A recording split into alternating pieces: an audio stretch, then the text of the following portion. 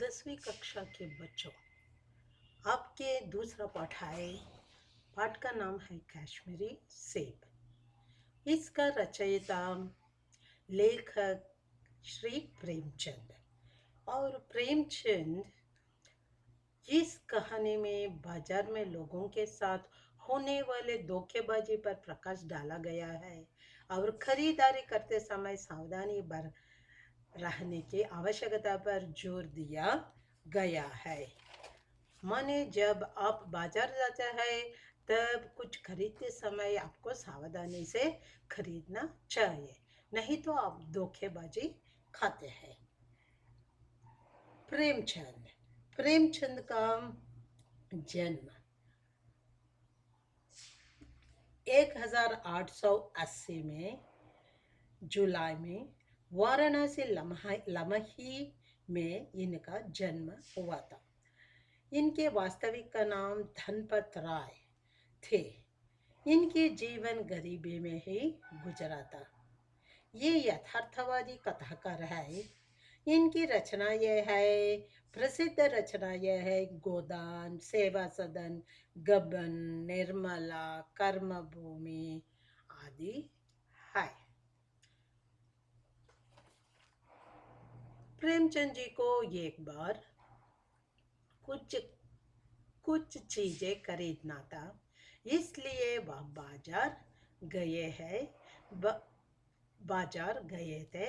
वह रास्ते में पंजाबी मेवा फरोशों की दुकान था। उस दुकान पर बहुत अच्छे रंगदार गुलाबी सेब सजे हुए थे। उनका मन ललचा उठा है। फिर वे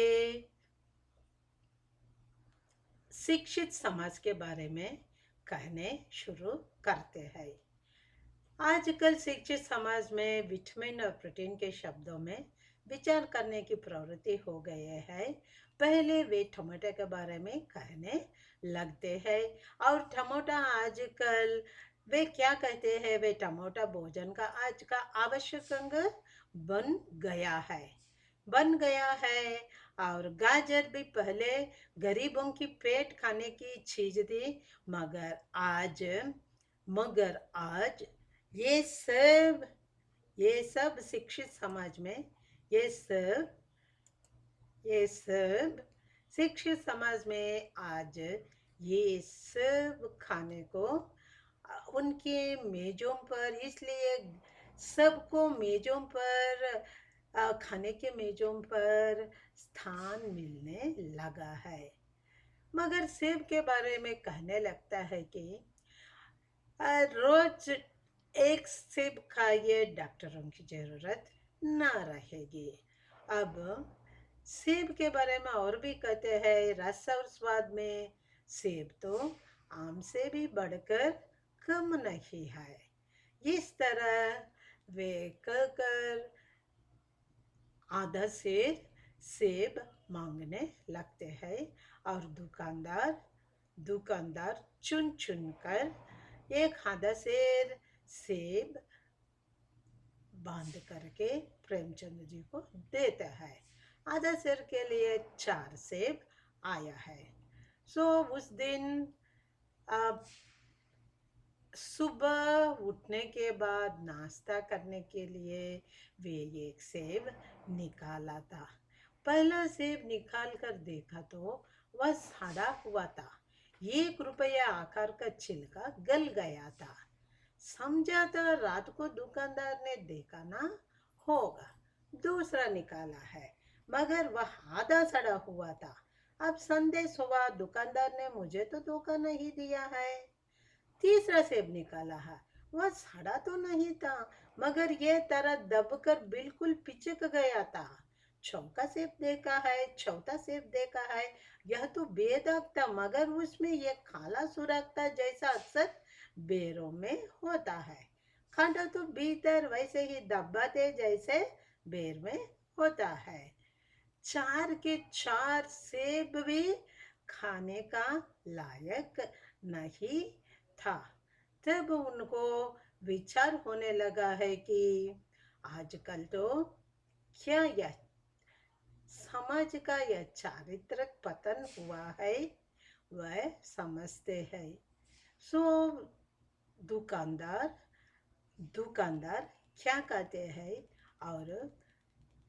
और सोचता है कि एक सेब सड़ा हुआ तो मैं उसको क्षमा के यो समझता है, मगर उनकी निगाह ना पड़ी होगी। मगर चारों के चार सेब भी निकल चारों के चार सेब भी खराब निकल गए हैं। यह तो धोखा है, मगर यह धोखा है, मगर इस धोखा में मैं भी सहयोग दिया है। मैं उससे रुमाल देकर बांधने के लिए कहा तो वो क्या है, मैं उसे धोखा देने की प्रेरणा किया है। और इस तरह मैं भी धोखे देने के लिए उनको सहयोग दिया था। तो और वे कहने लगते हैं कि आदमी बेईमान तभी करता है जब उसे अवसर मिलता है, और बेईमान का अवसर देना, चाहे वह अपने ढीलेपन से हो या सहज विश्वास हो, बेईमान में सहयोग देना है। सो जब हम बाजार जाते हैं और वे पुराने जमाने के बारे में कहने का शुरू करते हैं। पुराने जमाने में जब हम भूल से 1 रुपये 1 रुपये के जगह 5 की नोट दिया तो भी उसको वापस मिल जाता था। ऐसा ये अपने मुहर्रम के दिन वे दुकानदार रेवड़िया के अपनी कहानी के बारे में भी कहते हैं। और वे क्या कहते हैं कि सो यहाँ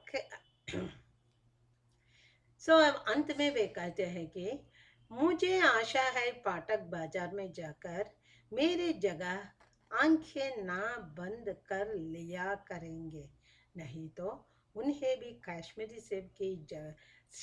सेब ही मिलेंगे।